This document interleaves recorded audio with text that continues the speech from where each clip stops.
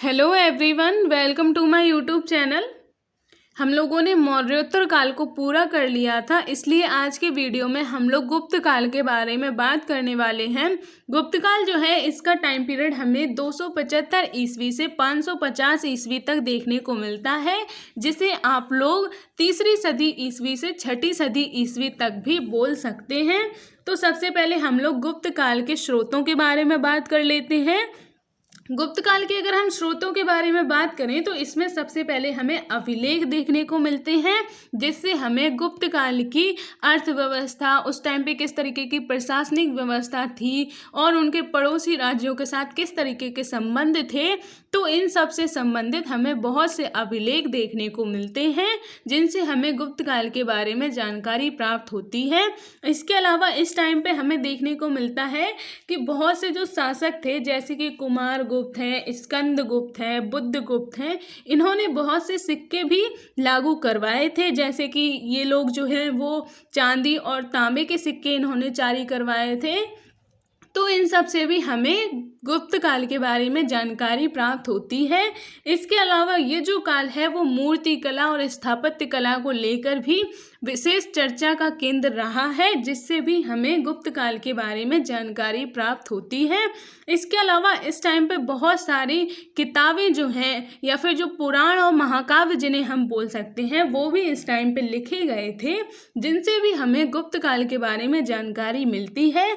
जैसे कि अगर हम बात करें, इसमें हमें देखने को मिलता है कि जो नारद, विष्णु और बृहस्पति जैसी स्मृतियां जो हैं वो हमें इसी टाइम पे देखने को मिलती हैं।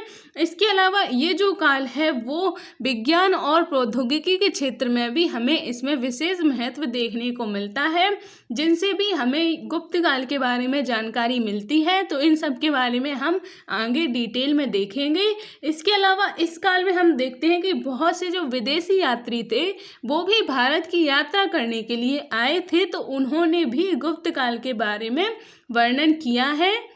जैसे कि अगर हम कुछ विदेशी यात्रियों की बात करें तो इसमें हम देखते हैं कि जो फासियान नामक एक विदेशी यात्री है, सुइनजांग नामक और इत्सिंग नामक जो विदेशी यात्री हैं, वो इसी टाइम पे भारत की यात्रा करने के लिए आए थे। तो इन्होंने भी गुप्त काल के बारे में वर्णन किया है। तो ये हमने स्रोतों के बारे में वर्णन की। अगर हम गुप्त काल का जो मैप है उसको देखें तो हम देखते हैं कि ये वाला जो एरिया है ये हमें गुप्त काल के अंडर देखने को मिलता है। तो सबसे पहले अब हम लोग गुप्त काल की राजनीति के बारे में बात कर लेते हैं। गुप्त जो है वो कुषाणों के सामंत थे, यानी कि जैसा कि मैंने बताया था कि यहाँ पे जो है वो कुषाण राजवंश देखने को मिलता था। तो ये जो गुप्त जो शासक थे वो पहले ये कुषाण शासकों के अंडर ही उनके सामंत बन के कार्य करते थे, और फिर बाद में इन्होंने पाटलिपुत्र जो है उसको अपना केंद्र बनाया और फिर वहीं से एक बड़े साम्राज्य की स्थापना कर ली थी। अगर हम गुप्त काल के संस्थापक के बारे में बात करें तो हम देखते हैं कि जो श्रीगुप्त है उसे गुप्त वंश का संस्थापक माना जाता है, लेकिन इसके बारे में हमें ज़्यादा जानकारी नहीं मिलती है। उसके बाद जो है वो चंद्रगुप्त प्रथम आता है, जिसका जो शासनकाल है वो 319 से 355 ईस्वी तक देखने को मिलता है। इसे ही गुप्त वंश का वास्तविक संस्थापक माना जाता है, क्योंकि गुप्त काल जो है वो उसकी स्टार्टिंग 319 ईस्वी से ही हमें देखने को मिलती है। इसीलिए श्रीगुप्त को ओनली माना जाता है कि वो गुप्त वंश का संस्थापक था। लेकिन जो अगर हम वास्तविक संस्थापक की बात करें जिसने गुप्त वंश को आगे बढ़ाने के कार्य किए, तो वो हम देखते हैं कि चंद्रगुप्त प्रथम के टाइम से हमें देखने को मिलता है।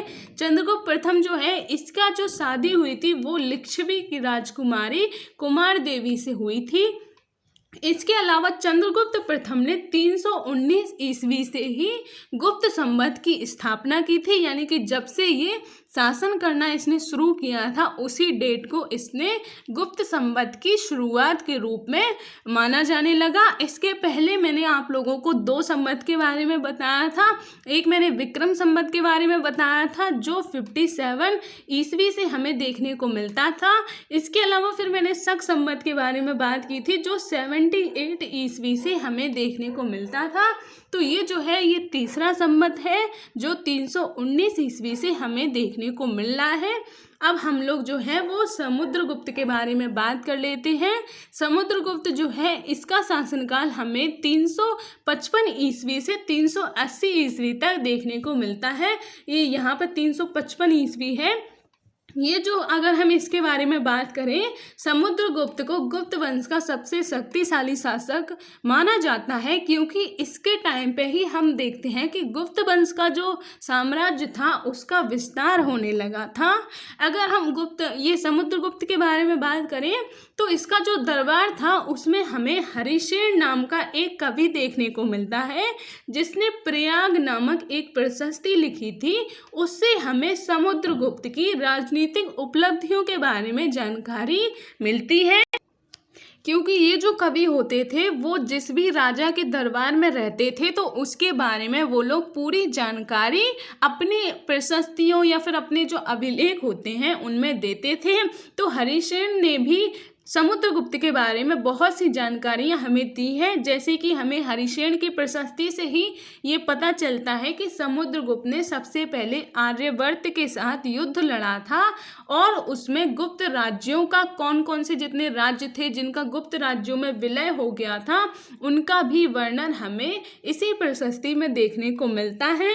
इसके अलावा इसी प्रशस्ति से हमें ये भी पता चलता है कि जो दक्षिणापथ था उसके 12 राज्यों को भी समुद्रगुप्त की अधीनता स्वीकार करनी पड़ी थी। इसका उल्लेख भी हमें इसी प्रशस्ति में देखने को मिलता है और इसी से हमें पता चलता है कि जो दक्षिण के जो पल्लव शासक थे, जो बहुत ही शक्तिशाली शासक थे, उन्होंने भी गुप्त वंश की अधीनता स्वीकार कर ली थी। इसके अलावा इसी प्रशस्ति से हमें ये भी पता चलता है कि जो असम है, बंगाल है, पंजाब है, इनके आसपास के भी जो शासक थे उन्होंने भी समुद्रगुप्त की अधीनता स्वीकार कर ली थी। और इस प्रशस्ति से हमें उस टाइम जो गुप्त साम्राज्य था उसके पड़ोसी राज्यों के बारे में भी जानकारी मिलती है, जैसे कि इसमें बताया गया है कि जो शक शासक हैं, कुषाण हैं, इसके अलावा जो श्रीलंका है, ये हमें उस टाइम पे गुप्त साम्राज्य के पड़ोसी राज्य देखने को मिलते हैं। लेकिन बाद में फिर इन सब को भी गुप्त साम्राज्य में ही शामिल कर लिया जाता है। तो इनके बारे में हम आगे देखेंगे।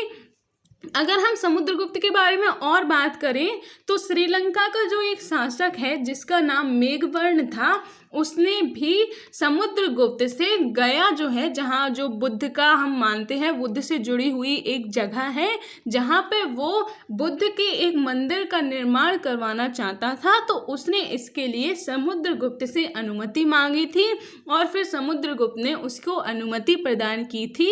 इसकी जानकारी भी हमें प्रयाग प्रशस्ति से ही देखने को मिल जाती है। इसके अलावा समुद्रगुप्त जो है वो कभी भी किसी भी युद्ध में पराजित नहीं हुआ था, इसीलिए उसे भारत का नेपोलियन भी कहा जाता है, क्योंकि जिस तरीके से नेपोलियन जो था जिसको कभी कोई पराजित नहीं कर पाया था, वो यूरोप से लेके पूरा इधर भारत तक अपने साम्राज्य का विस्तार कर चुका था, उसको कभी कोई पराजित नहीं कर पाया था। इसी तरीके से समुद्रगुप्त जो है इसकी भी सैनिक सफलताएं इसी तरीके की थी, इसको कभी कोई पराजित नहीं कर पाया था। इसी कारण समुद्रगुप्त को भारत का नेपोलियन भी कहा जाता है। इसके अलावा समुद्रगुप्त ने अश्वमेध यज्ञ का भी आयोजन अपने दरबार में करवाया था। इसके अलावा समुद्रगुप्त जो है वो एक शक्तिशाली शासक होने के साथ साथ एक संगीतकार भी हमें देखने को मिलता है। उसके जो सिक्के थे, यानी कि उसने जो सिक्के जारी करवाए थे, उन सिक्कों पर भी हमें समुद्रगुप्त को वीणा बजाते हुए दिखाया गया है। तो ये आप देख सकते हैं कि समुद्रगुप्त एक संगीतकार के रूप में भी हमें देखने को मिलता है। अब हम लोग चंद्रगुप्त सेकंड के बारे में बात कर लेते हैं। अभी हमने चंद्रगुप्त फर्स्ट के बारे में बात की थी, जिसे गुप्त वंश का वास्तविक संस्थापक माना जाता है। अब ये जो है ये चंद्रगुप्त सेकंड है। इसके बारे में हम बात करें तो इसका जो टाइम पीरियड है वो हमें 380 से 412 ईस्वी तक देखने को मिलता है। इसने बहुत सी उपाधियां भी प्राप्त की थी, जैसे कि इसने परम भागवत और विक्रमादित्य की उपाधि भी प्राप्त की थी, यानी कि इसे हम लोग चंद्रगुप्त विक्रमादित्य भी कहते हैं। ये जो है इसने जो अपने पड़ोसी राज्य थे जो शक थे, जैसा कि मैंने अभी बताया, उनको पराजित कर लिया था। इसके अलावा ये जो था, इसके दरबार में हमें नवरत्न देखने को मिलते हैं और इन नवरत्नों में हम देखते हैं कि कालिदास, धन्वंतरी और अमर सिंह जो हैं ये भी विद्वान हमें इसके नवरत्नों में देखने को मिलते हैं। यानी कि जो कालिदास थे उनका टाइम पीरियड भी अगर हम बात करें तो वो हमें गुप्त काल में ही देखने को मिल जाते हैं। चंद्रगुप्त जो सेकंड था, इसकी पुत्री का नाम प्रभावती था, जिसका विवाह इसने महाराष्ट्र के वाकाटक साम्राज्य में करवाया था। लेकिन वहाँ का जो शासक था, यानी कि प्रभावती गुप्त का जो पति था, उसकी मृत्यु हो जाती है और ये अपने पुत्र की संरक्षिका के तौर पर शासन करती है। यानी कि वाकाटक जो साम्राज्य था उसको जो शासन करने वाली थी वो प्रभावती गुप्त थी। यानी कि अगर हम बात करें उस टाइम पे गुप्त जो साम्राज्य था उसके पड़ोसी राज्यों के रूप में अगर हम वाकाटक राज्य को देखें तो वहाँ भी हम देखते हैं कि चंद्रगुप्त सेकंड की ही पुत्री वहाँ पे शासन करती थी। तो इसलिए उनके साथ भी, यानी कि वाकाटक राज्यों के साथ भी गुप्त राज्यों के जो हैं अच्छे संबंध हमें देखने को मिलते हैं। ये हमने प्रभावती के बारे में बात की। अगर हम बात करें दिल्ली का जो मेहरौली लौह स्तंभ है, वो भी अगर हम बात करें तो वो चंद्रगुप्त सेकंड ने ही बनवाया था। इसके अलावा अगर हम बात करें चंद्रगुप्त सेकंड के टाइम पे ही हम देखते हैं कि जो चीनी यात्री है, जैसा कि मैंने अभी बताया था, वो जिसका नाम फाहियान है, वो भी चंद्रगुप्त सेकंड के टाइम पे ही भारत की यात्रा करने के लिए आया था। और ये जो अभी मैंने दिल्ली के मेहरौली स्तंभ के बारे में बात की, ये जो स्तंभ है ये आज भी बिल्कुल वैसा का वैसा ही देखने को मिलता है। यानी कि ये लोहे का स्तंभ है, लेकिन फिर भी अभी तक इसमें जंग नहीं लगी है। तो ये जो स्तंभ था वो हमें चंद्रगुप्त द्वितीय के द्वारा ही बनवाया हुआ दिखाई देता है। अब हम लोग कुमारगुप्त के बारे में बात कर लेते हैं। कुमारगुप्त जो है इसका टाइम पीरियड हम देखते हैं कि 415 से 455 ईस्वी तक देखने को मिलता है। ये जो है ये कोई ज़्यादा शक्तिशाली शासक तो नहीं था, लेकिन इसके शासनकाल में हमें एक जो महत्वपूर्ण कार्य देखने को मिलता है वो ये था कि इसके टाइम पे जो नालंदा महाविहार है, यानी कि जो नालंदा विश्वविद्यालय है, उसकी स्थापना हुई थी। इसके अलावा इसने जो है इसी के टाइम पे जो मध्य एशिया है, यानी कि जो सेंट्रल एशिया है, वहाँ का शासक था पुष्यमित्र, उसने आक्रमण किया था भारत पे। तो उस टाइम गुप्त वंश का शासक कुमारगुप्त ही हमें देखने को मिलता है। कुमारगुप्त के बाद फिर स्कंदगुप्त आता है। स्कंदगुप्त जो है इसका टाइम पीरियड हमें 455 से 467 ईस्वी तक देखने को मिलता है। स्कंदगुप्त जो है इसके बारे में हमें ये जानकारी मिलती है कि जो जूनागढ़ अभिलेख था, जिसमें मैंने बात की थी कि सुदर्शन झील जो है उसका उल्लेख किया गया था, तो ये हमें देखने को मिलता है कि स्कंदगुप्त ने भी उस झील का पुनर्निर्माण करवाया था। जैसा कि मैंने बताया था कि ये जो है रुद्रदामा का अभिलेख देखने को मिलता है। इसी में हमने बात की थी जो मौर्य शासक अशोक था, उसने भी इस झील का निर्माण करवाया था। अशोक ने इसका पुनरुद्धार करवाया था। जो चंद्रगुप्त था, चंद्रगुप्त मौर्य, उसने इस झील का निर्माण करवाया था। तो ये जो अभिलेख है, यानी कि जो जूनागढ़ अभिलेख है, इसी में हमें स्कंदगुप्त के बारे में भी जानकारी मिलती है कि स्कंदगुप्त ने भी इस झील का पुनर्निर्माण करवाया था। इसके अलावा अगर हम बात करें, ये जो अभिलेख है ये हमें देखने को ये मिल जाता है इसमें कि इसी टाइम पे जो मध्य एशियाई हूण थे, हूणों का आक्रमण भी हमें स्कंदगुप्त के टाइम पे ही देखने को मिलता है। उसकी जानकारी भी हमें इस जूनागढ़ अभिलेख से ही मिलती है। इसके अलावा स्कंदगुप्त जो था उसने हूणों के आक्रमण को विफल कर दिया था, यानी कि इसने हूणों को पराजित कर दिया था। तो ये हमने अभी तक गुप्त वंश के जो कौन कौन से शासक हुए उनके बारे में बात की। अब हम कुछ और बातें कर लेते हैं, जैसे कि अगर हम बात करें ये तो अभी तक हमने उन शासकों के बारे में बात की जो हमें गुप्त वंश के शक्तिशाली शासक देखने को मिलते हैं, लेकिन स्कंदगुप्त के बाद हमें कोई भी ज़्यादा शक्तिशाली शासक देखने को नहीं मिलता है। अगर हम इसके अंतिम शासक की बात करें तो गुप्त वंश का जो अंतिम शासक था वो विष्णुगुप्त था। और जैसा कि मौर्य साम्राज्य में हुआ था कि पूरा बड़ा साम्राज्य तो बन गया था, लेकिन फिर बाद में अशोक के बाद कोई शक्तिशाली शासक नहीं हुआ था, तो फिर मौर्य साम्राज्य छोटे छोटे भागों में विभाजित हो गया था और नए नए साम्राज्य उभर कर आने लगे थे। तो ऐसा ही हमें गुप्त साम्राज्य में भी देखने को मिलता है। जब तक शक्तिशाली शासक थे तब तक तो गुप्त साम्राज्य जो है वो बहुत ज़्यादा विस्तार कर चुका था, लेकिन फिर बाद में वो भी छोटे छोटे भागों में विभाजित हो गया था। जैसे कि हम देखते हैं कि मगध में उत्तर गुप्त वंश रह जाता है। इसके अलावा जो मालवा वाला एरिया था वहाँ पे यशोधर्मन नाम का जो शासक था वो शासन करने लगता है।